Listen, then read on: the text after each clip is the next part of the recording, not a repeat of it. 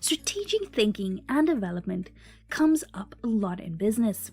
Managers and leaders are expected to be strategic when approaching different aspects of the company. But strategic thinking, planning, and goal creation needs to be taught in order for managers and leaders to excel in this department. This lesson is going to focus on strategic planning as well as time management skills to add to your leadership and management toolkit. I want to kick us off with a quote. Strategic thinking equals systems thinking plus creativity plus vision. With that, today's lesson is about how to be strategic. Our lesson objectives include strategic thinking, strategic planning, and strategic time management. Let's have a look at the first section. Firstly, let's look at strategic thinking and the aspects that comes with this topic. As evident by statistics, they indicate that 4 to 7% of leaders are considered skilled at strategic thinking. Developing strategic thinking skills requires dedication to the science of analysis and the art of creative thinking. According to CMOE, strategic thinking is simply an intentional and rational thought process that focuses on the analysis of critical factors and variables that will influence the long-term success of a business, a team, or an individual. Strategic thinking includes careful and deliberate anticipation of threats and vulnerabilities to guard against and opportunities to pursue. Ultimately, strategic thinking and analysis leads to a clear set of goals, plans, and new ideas required to survive and thrive in a competitive and changing environment. This sort of thinking must account for economic realities, market forces, and available resources. Strategic thinking requires research, analytical thinking, innovation, problem-solving skills, communication and leadership skills, and decisiveness. So what is the importance of strategic thinking? The competitive landscape can change quickly for any organization. New trends may emerge quickly and require you to take advantage of them, or you will fall behind as a result. By incorporating everyday strategic thinking into your work and life routines, you will be more skilled at anticipating, forecasting, and capitalizing on opportunities. On an individual level, thinking strategically allows you to make up a great contribution to your role, become more essential to your organization, and prove that you are ready to take control of greater resources. But how does strategic thinking fit into the business?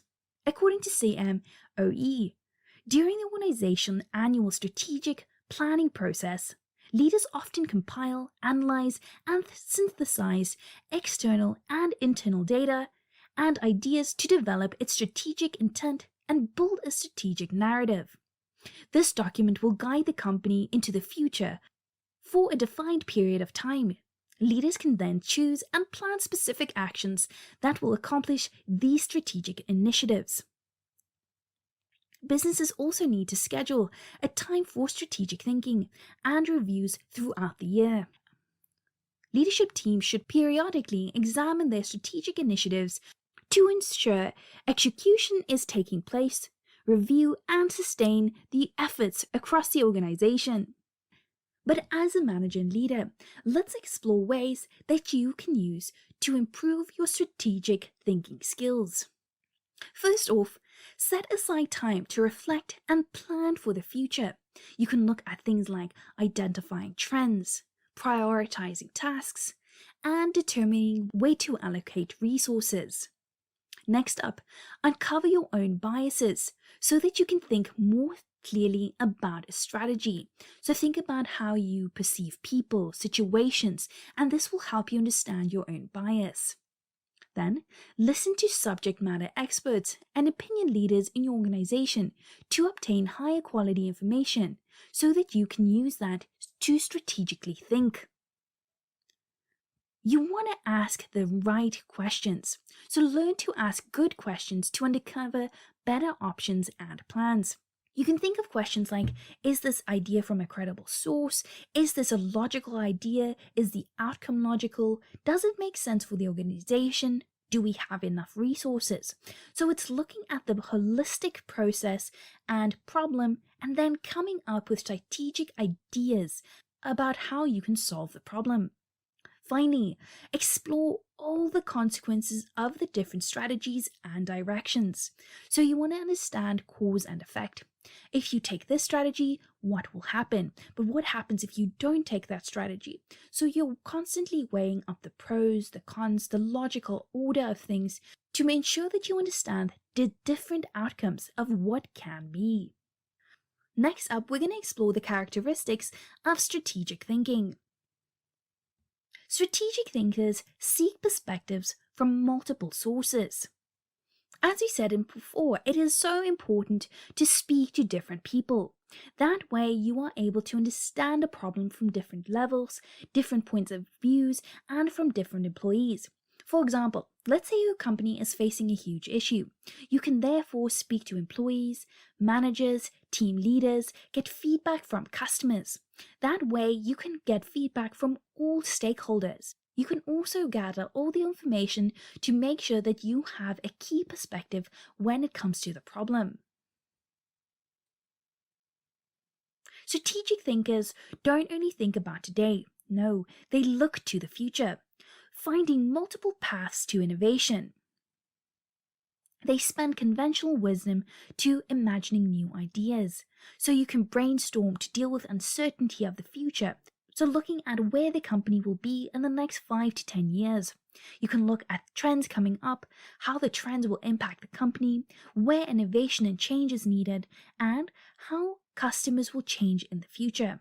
All of these aspects will change how the company operates, what products to produce, what services to provide, and how the company should react within the market.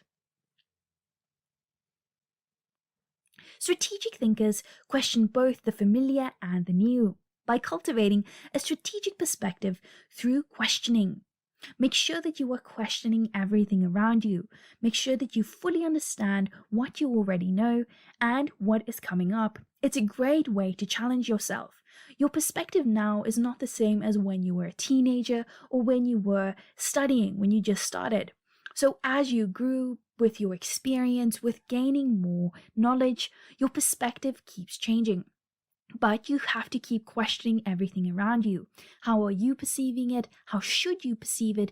And if you have a different perspective, why is that? So it is great to investigate, research, and really sit down and think about different perspectives and solutions.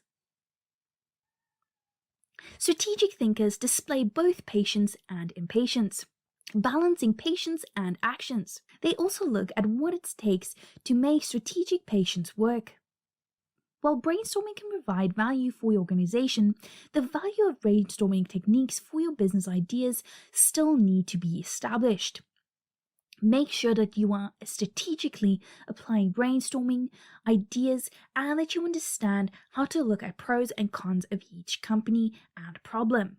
We have to make sure that you know when to be patient in order to fully understand a problem and when to be impatient, so there is not enough time to fully research. Action is required. But again, this comes with experience and skill. This is not something that someone just knows off the bat. This brings us to the next section of this lesson. We are going to look at strategic planning. But what is strategic planning? Well, strategic planning is the art of formulating business strategies, implementing them, and evaluating their impact based on the organization's objective. The concept of focusing on integrating various business departments, such as accounting and finance, research and development, production, marketing, information systems, and all of this is to achieve the organization's goals. Strategic planning is such an important part of the company, and it enables the company to reach the strategic goals. But you may ask yourself, what is the difference between strategic planning and thinking? Well, I have just that, and I would like to share the differences to make sure that we all have the same understanding. So, with strategic planning, it's a once in a year activity versus strategic thinking can be a day-to-day mindset and you are very proactive. Next up, strategic planning looks at the year at hand versus strategic thinking will look at long-term impacts and results. Finally, strategic planning is the senior executives are in charge of strategic planning versus strategic thinking, individuals and or collective competencies that can occur throughout organizations, and they are forward focused, so it doesn't have to come down to an executive team deciding on strategic thinking. No, strategic thinking starts as a skill and builds up into a competency that can be used by any employee at any level. So let's look at the strategic planning process. The Corporate Finance Institute gives us the following insight.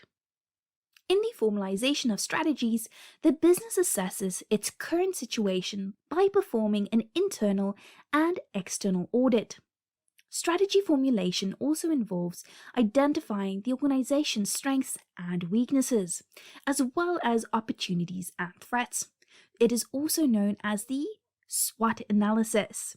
As a result, managers get to decide which new market they can venture or abandon and how to allocate the required resources, and whether to expand its operations through a joint venture or merger. Business strategies result in long-term effects on the organization's success.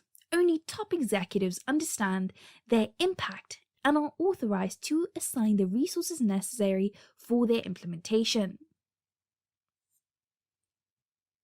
After the strategy formulation, the company needs to establish short-term goals, usually one-year goals. Here you devise policies and allocate resources for the execution of the strategy. This is also referred to as the action stage and is an important phase of the strategic planning process. The success of the implementation stage is determined by the firm's ability to nurture an environment and a culture that motivates employees to work. A manager's interpersonal skills are critical during this stage. Effective strategy implementation also involves developing a functional organizational structure. Finally, any savvy business person knows that success today is not guaranteed for tomorrow. As such, it is so important for managers to evaluate the performance of various strategies after the implementation stage. Strategy evaluation involves three critical activities: reviewing the internal and external factors affecting the implementation of the strategies, looking at the performance, and finally, taking corrective steps if the strategy and the implementation did not go well. With that, you have the full strategic planning process. But what can we do for the coaching preparation steps? Here we're going to look at 3 different steps to help us in this process. Here we see it helps to formulate better strategies by using logic and a systematic approach. It is still the most important benefit. Some studies show that strategic planning process makes a significant contribution more so than the decision itself. So the process helps you to plan everything out, make sure that it is logical, how you're going to implement it, and follow up. Communication is crucial to the success of strategic planning. It is initiated through participation and dialogue among the managers and employees, which show their commitment to achieving organizational goals. Strategic planning also helps managers and employees to show commitment. It is because they know what the company is doing and the reason behind it. Strategic planning makes organization goals and objectives real, as the employees understand the relationship between their performance and compensation. As a result, both employees and managers become more innovative and creative, which fosters the growth of the company for the future. The increased dialogue and communication across all the stages of the process strengthens the employee's sense of effectiveness, initiative taking, and imagination. It explains the need for companies to decentralize the strategic planning process by involving lower-level managers. A good example of that is that of Walt Disney, which dissolved the strategic planning department and assigned the roles to Disney business divisions. So it is great to have strategic thinking within your individuals, within managers and leaders, and then to have strategic planning within each department of the company. So I want to give you guys a quick brain break. Just get up, move a bit while I look at the sneak peek coming up in the next lesson. In lesson 4, we are going to look at creating a career path. This is a lesson for your self-development and planning. So all of the lessons so far have been aimed at you as a manager and a leader, the skills that you need. But this lesson coming up is going to be a personal lesson. I want you guys to start thinking of your career path. Are you currently on the career path that you want, or is it time to make a change? This lesson is going to help you explain what these terms mean, how you can change your career path, and how to accelerate the current path. But for now, let's look at the final stage of this lesson. We're going to look at strategic time management. Now that we've explored strategic thinking and planning, it's time for time management. In order to achieve anything, managing your time is essential. Managers, leaders, and employees have noted their struggles when it comes to the importance of task management. This section will help guide you to get your time management under control. If you're someone who does not struggle with time management, see this section as an opportunity to coach your team. You can use these approaches when setting up your coaching sessions. Did you know 20% of the average workday is spent on crucial and important things, while 80% of the average workday is spent on things that have little value or no value. Also, 10 to 12 minutes invested in planning your day will save at least 2 hours of wasted time and effort throughout the day, from Eat the Frog. Additionally, a manager on average spends 3 hours each day on interruptions. So with all of this time wasted, we need to have strategies in place to effectively help you with time management. Time management is the process of organizing and planning how to divide your time between specific activities.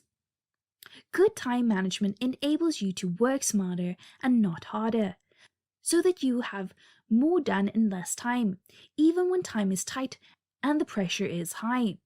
Failing to manage your time damages your effectiveness and causes stress, according to Mind Tools. It may seem counterintuitive to dedicate precious time to learning about time management, instead of using it to get on with your work. But the benefits are enormous. You will see greater productivity and efficiency, a better professional reputation, less stress, increased opportunities for advancement, and greater opportunities to achieve important life and career goals. Finally, failing to manage your time effectively can have some undesirable consequences, like missing deadlines, ineffective workflow, and poor work quality. So all of these things need to be taken into account when we look at time management. So let's look at some top time management skills. Appointment Plus adds that good time management allows you to accomplish more in a shorter period of time, which leads to more free time, which lets you take advantage of learning opportunities. It lowers your stress and helps you focus on achieving all of your career goals. Each benefit of time management improves another aspect of your life, and we have to keep that in mind as we look at the concept of time management. So first off, the skill to have is organization. Staying organized can help you maintain a clear picture of what you need to complete and by when. Being well organized might mean maintaining an up-to-date calendar, being able to locate certain documents easily, having a tidy environment, and taking detailed, diligent notes. According to Indeed, assessing each of your responsibilities for priority is key in being a good time manager. There are many ways to prioritize what you need to accomplish. You might decide to complete fast, simple items followed by longer, more involved ones. Alternatively, you might prioritize your task, starting with the most important and time-sensitive, and then moving along with the different categories. Setting goals is the first step to becoming a good time manager. Goal setting allows you to clearly understand your end goal and what needs to be prioritized and when you need to accomplish it. Setting both short and long-term goals can lead to success in your career. A fundamental part of time management is planning. Being efficient in planning out your day, meetings, and how you want to accomplish each thing will help you stick to your schedule and not get complacent. Being a good time manager means only completing work will help you and your company accomplish goals. While the skill is often done by managers, you can also practice delegating tasks if you are managing a project. While it is often difficult to say no, it is great to delegate tasks where you can. Getting that additional help will help you free up time, and it will empower different people in your team. Finally, when practicing good time management, you should also be attentive to your mental health. Handling stress in a positive way can help you stay motivated and perform well while you're going through your schedule. You might do this by including small breaks throughout your day to ensure that you have time to rest, think, and that you have time for yourself. So next up, we're going to look at the steps that you will take in order to manage your time. Write a to-do list. Arming yourself with a to-do list is a great effective way to create strategies and help you to reach your goals. By knowing exactly what you need to do at every given time of the day will help to see if you are on track or if you need help to accomplish a goal.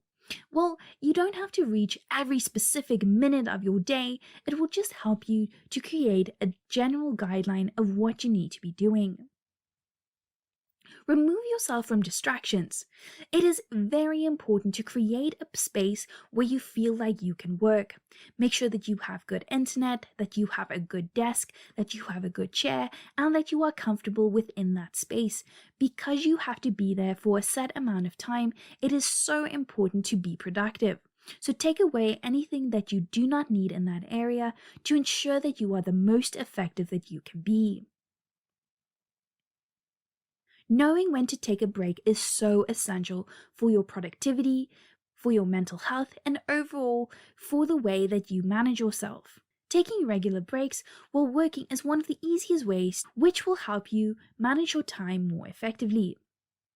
A well-timed break will restore your energy and focus for a particular task and let you plan out the work that you have ahead of you. Don't make the mistake of not taking breaks and burning out as a result, because then you will not be able to manage your time or be productive at all. If there's a particular task that you are procrastinating hard on, make sure that you are breaking it up into a series of smaller, more manageable components. This will help you to make sure that you are managing your time and that you are more motivated to complete each task. All of us are most productive at different times of the day. For example, I am more productive during the morning hours. So when I get up at 5, I am more productive than when I leave work for the evening. So you have to find out what time you are most productive and make sure that you're allowing yourself to work within those hours. It's a great way to set aside time for yourself to making sure that you are achieving your goals. Let's have a look at some more. No matter what work it is you have to do on a daily basis, there is bound to be at least one or two things that can be improved in how efficient you are. For example, if you are a student, then coming up with a method of studying that allows you to learn more in less time is a great way to be more efficient. So doing research on your industry, on your role, and looking at best practices will help you be more efficient. You can also speak to your current manager and leader to look at ways that you can improve your performance and ways that you can cut down on time. Finally, even if you give 110% effort, there will be occasions when you simply cannot get everything done. even though you wanted to do it all in one day. Your time management could have been perfect, but it was just not enough. So know what your limitations are and know when to push yourself and give yourself a break. It is so essential not to burn yourself out or push yourself too far where you lose all motivation. That brings us to the end of this lesson. I just want to share some quick housekeeping slides with you all. Just a quick reminder that you can always go back and review the old lessons. You can also change your current schedule to make sure that it is working with your time requirements. Just a quick note, make sure to check out your toolkit items for more content when you are learning about different topics. Our lesson challenge for today: push yourself to be more strategic in the way that you think, plan, and the way that you manage your time. I want to challenge you all to be more strategic. So look at different exercises that you can find off the internet. It will help you problem solve, look at strategic thinking methods, and use that to strategically plan. You can also start thinking of your strategic time management and how you would like to approach that. Then well done for completing this lesson. Just if you have any questions, please remember you can email me at support@showacademy.com and I will answer any questions that you have. Then I would like to end this lesson. Michael Porter said, strategic thinking rarely occurs spontaneously. So we have to work at it really hard to develop this skill. Keep that in mind as you practice every day. I want to thank you all and I will speak to you in lesson 4.